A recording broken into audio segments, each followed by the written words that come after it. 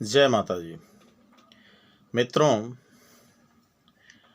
अष्ट सिद्धियाँ क्या होती हैं और अष्ट सिद्धियों में आठों सिद्धियाँ कौन सी सिद्धि कैसे प्राप्त होगी। तो अब आज हम जिस सिद्धि के बारे में वार्तालाप करने जा रहे हैं वह अणिमा सिद्धि है।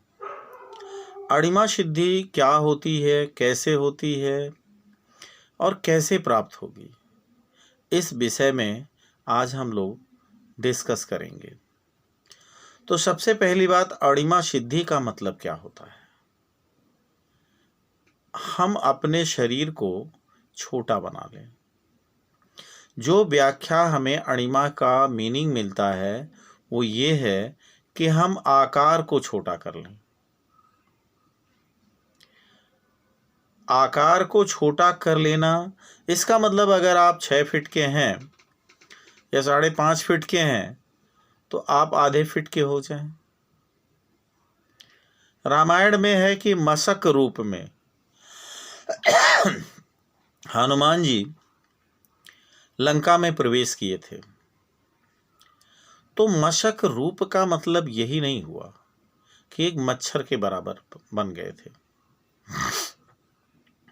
मित्रों देखिए, जो बातें लिखी जाती हैं उसके पीछे, लिखने के पीछे बहुत सारी बातें होती हैं और बहुत ही रहस्यमय ढंग से लिखी जाती हैं।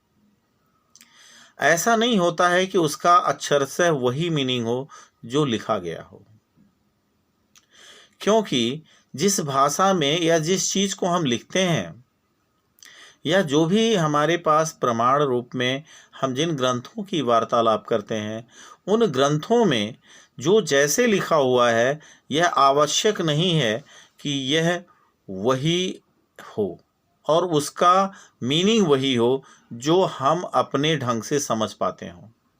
ऐसा नहीं है। तो होता क्या है, हम अपने आप को लघु रूप कैसे बना लेते हैं। आइए हम आपको पहली बात तो ये बता दें कि सबसे पहली चीज़ें ये जान लीजिए कि कुछ ऐसी बातें हैं जो हमारे अंदर होना चाहिए। जैसे हमने आपको बताया, सबसे पहली वीडियो जो हमारी बनी थी साल भर पहले, उस वीडियो में हमने बताया था आपको, आज फिर बता रहा हूँ कि अष्ट सिद्धि अगर प्राप्त करनी है तो हनुमान जी की साधना कीजिए, क्योंकि इस कलयुग में सिर्फ और सिर्फ हनुमान जी ही हैं जो आपको अष्ट सिद्धि दे सकते हैं, क्योंकि वही है अष्ट सिद्धि के दाता। जैसा कि हनुमान चालीसा में लिखा हुआ है, अष्ट सिद्धि नौ निधि के दाता, अस बर दीन जानकी माता, अब यह बर हमको देहु विधाता। इस मंत्र का जाप आपको करना ही करना है, जपते रहना है और अपने अंदर उस तरह का परिवर्तन भी करते रहना है जैसा कि सिद्धि प्राप्त करने के लिए करना चाहिए। एक अलग से वीडियो हम बनाएंगे, उसमें बताएंगे कि सभी इन सिद्धियों को प्राप्त करने के लिए हमें किस तरह का शारीरिक परिवर्तन करना है, या हमें किस तरह से रहना है, या हमें किस तरह से योग करना है, क्योंकि यह योगिक क्रिया है। ये सारी सिद्धियां हमारे अंदर होती हैं और वो अंदर से निकल करके बाहर आती हैं। बस इतना ही होता है अष्ट सिद्धियां या कोई भी सिद्धि। यह कोई भी सिद्धि हमें बाहर से नहीं प्राप्त होती है, हम इन सिद्धियों को अपने अंदर से बाहर ले आते हैं, उजागर करते हैं। इसका मतलब ये हुआ कि हमारे अंदर ही सारी सिद्धियां भरी पड़ी हैं। अब अगर सारी सिद्धियां हमारे अंदर हैं तो वो काम क्यों नहीं करती। भाई ये बताओ, आपके पास आंख है, अगर आप आंख बंद रखोगे तो वह देखने का काम करती है आंख, लेकिन देखेगी कैसे जब आपने आंख बंद कर रखा है। जीभ का काम है स्वाद बताना, लेकिन स्वाद तो तब बताएगी ना जब आप मुंह खोलोगे और उसमें कुछ डालोगे, ये तब वो बताएगी कि मीठा है, कड़वा है, तीखा है, कैसा है। तो कुल मिला जुला करके आपको मोटी मोटी तौर पे ये समझ लेने की ज़रूरत है कि सिद्धियां हमारे अंदर हैं। इन सिद्धियों को बाहर लाना, उजागर करना, इसके लिए हमें हमारे आचरण में परिवर्तन करना होगा, हमारे स्वभाव में परिवर्तन करना होगा, हमारे दिनचर्या में परिवर्तन करना होगा, तभी हम किसी सिद्धि को प्राप्त कर सकते हैं। सिद्धि को प्राप्त करने का मतलब ये हुआ कि वह सिद्धि हमारे अंदर से उजागर होगी। बहुत सारे लोगों में यह सिद्धि होती है और हर सिद्धियां होती हैं। मैंने कहा ना, कब किस सिद्धि का प्रयोग कर देता है आदमी, हर इंसान करता है।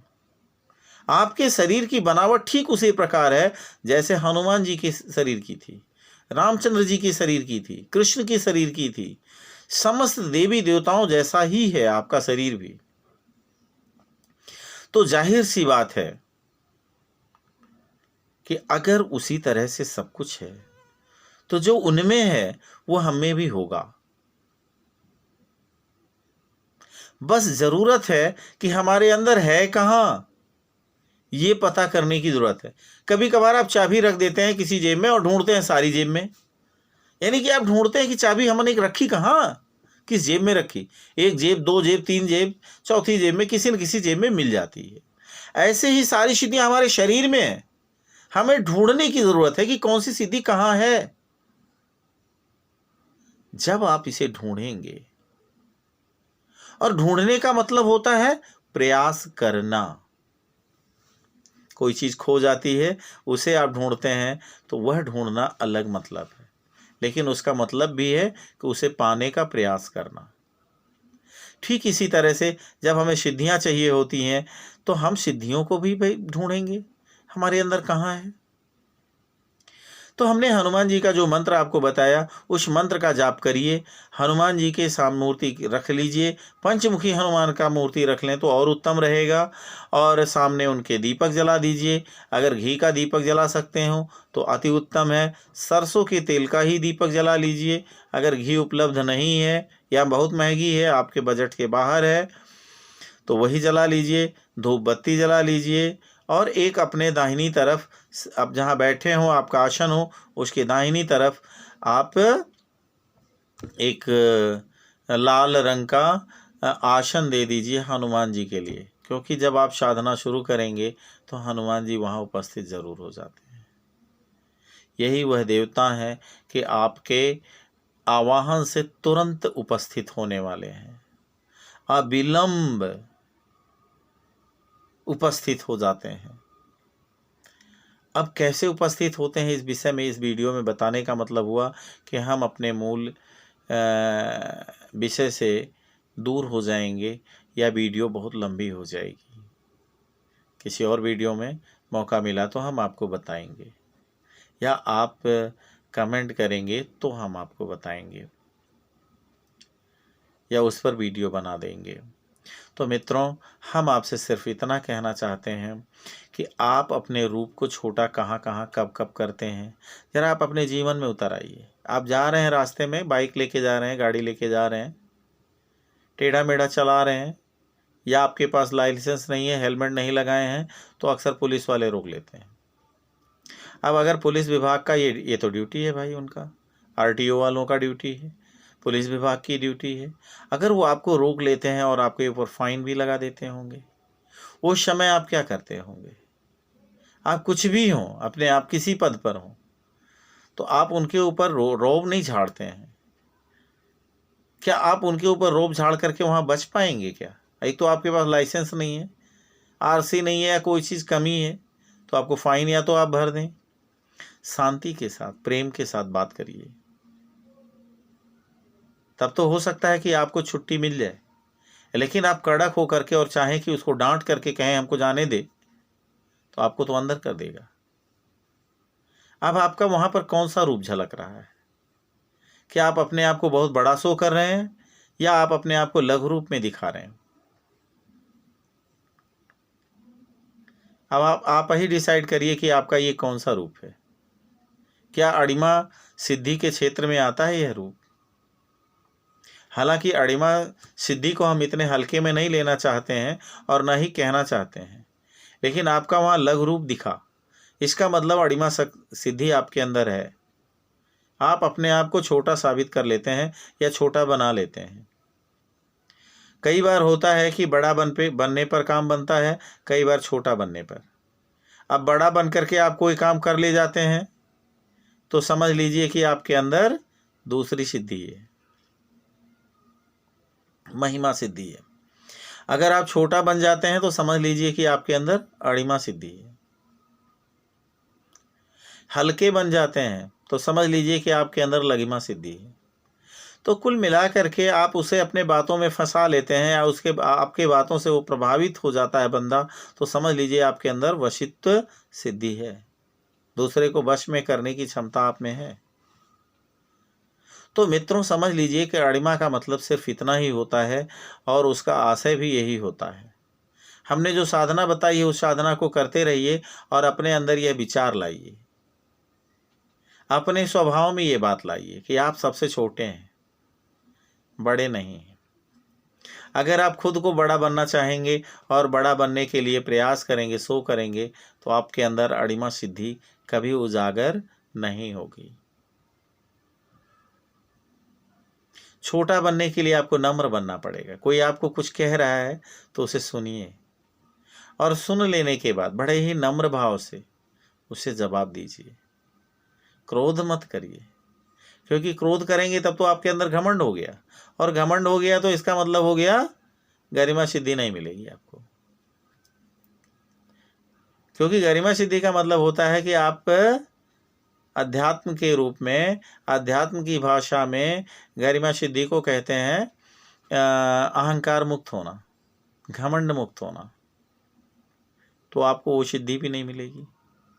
आप इन सिद्धियों के जो वास्तविक गुण हैं उन्हें खुद के अंदर डेवलप कीजिए। सिद्ध पुरुष उसे कहा जाता है। आप सिद्ध बन जाएंगे। सिद्ध बनने का प्रयास तो कीजिए। एक सिद्ध के गुण क्या होते हैं उसे आप अपने आत्मसात कीजिए, अपने अंदर उतारिए। अपने आप सिद्धियां आने लगेंगी। सारी सिद्धियां मतलब उतावली रहती हैं कि आपके अंदर जल्दी से उपस्थित हों और लोग भी जाने, आप भी जाने कि आपके अंदर ये सिद्धि है। प्रचार करने की आवश्यकता नहीं है कि हमारे अंदर ये सिद्धि है, हमारे अंदर वो सिद्धि है। मित्रों, आप जान लीजिए कि सिर्फ और सिर्फ हर काम को करने के लिए, करने के पहले आपको प्रयास करना पड़ता है, और किसी भी काम को करने के लिए आपको उसके योग्य बनाना आवश्यक है।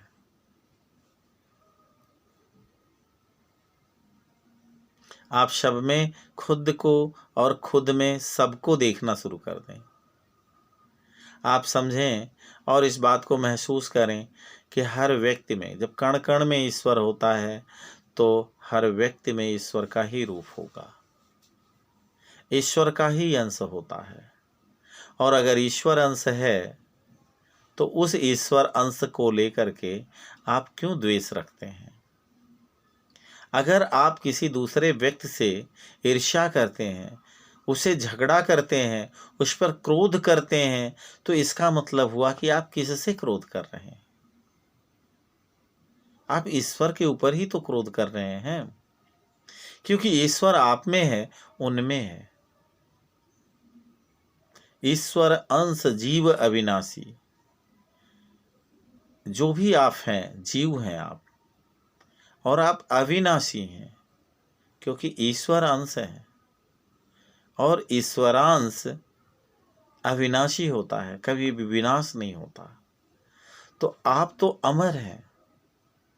मित्रों, समझने की जरूरत है।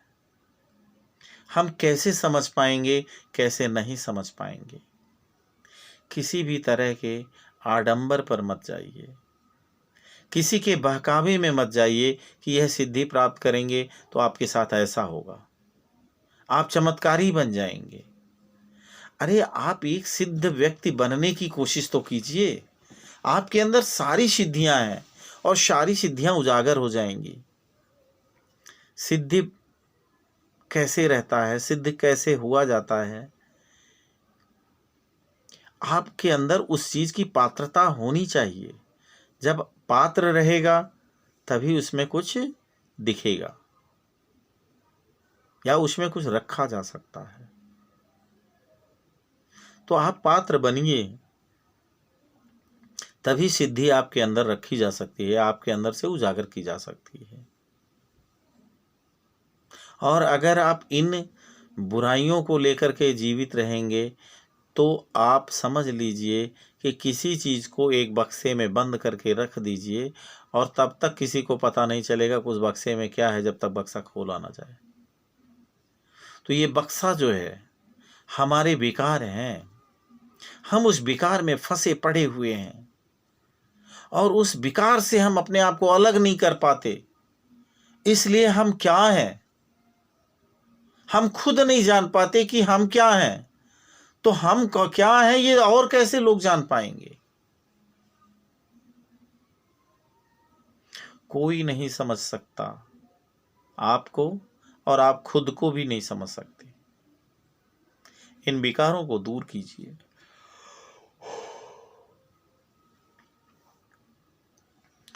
और ऐसा करेंगे आप तो आपका लाभ ही लाभ होगा। करके देखो मित्रों, अपने भाव को बदल दीजिए, अपने विचारों को बदलिए, सात्विक बन जाइए, निर्विकार बन जाइए। किसी भी व्यक्ति के प्रति किसी भी तरह का कोई भावना मत रखें आप। यह भी सबसे उत्तम तरीका है। निर्विकार, निर्विघ्न। आप निर्विकार बन गए तो हर काम निर्विघ्न हो गया, अपने आप हो जाएगा। वीडियो मित्रों बहुत लंबी हो गई है। लाइक करिएगा, डिसलाइक करिएगा, जैसा आपको लगे। नए हैं तो सब्सक्राइब कर लीजिएगा, बेल की घंटी बजा दीजिएगा ताकि हर वीडियो आपके पास जाए। और सारी वीडियो देख डालिए हमारा, तो आपको आपके जीवन से संबंधित हर विषयों पर लगभग वीडियोज़ मिल जाएंगी। और अगर आपकी समस्या से संबंधित कोई वीडियो नहीं बना है, नहीं हमारे वीडियोज़ में समाधान होता है, तो आप उस विषय में हमें कमेंट में लिख करके बताइए। मैं आपके उस शंका का समाधान करूँगा, पूरा प्रयास करूँगा।